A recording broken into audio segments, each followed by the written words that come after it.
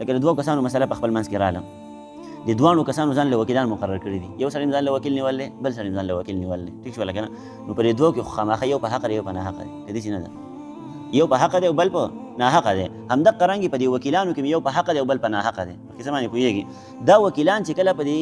عدالت کې لړاوېږي د یو بل سره په یو بل باندې اعتراضات کوي قسمه قسم هغه دلایل ملایل هغه مسلې کوي نو په دې کې دا هر یو وکیل دا کوشش کوي چې یاره زه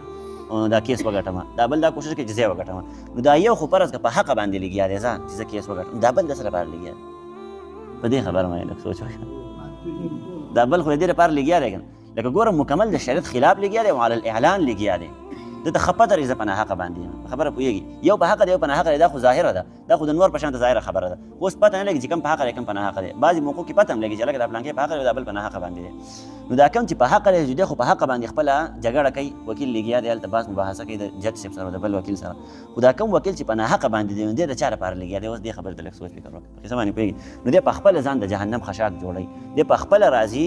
او ځان په خپله ګناهګاروي د قصد ځان ګناهګاروي ځکه هلکه تا ته هم پته لري چې دغه مقابل سړی په حقه باندې د چاسې مسله ده یا د مقابل وکیل په حقه باندې او ته راځې د هغې سره بحث مباحثه کوي جګړې کوي د دروغ دلایل راوړي د دروغ ګوایان راوړي نو دا زموږ نظامونه دا قصه مکمل خرابه ده خو به هر حال که هغه شانته سیستم وي نو دا قصه به پکې نه وي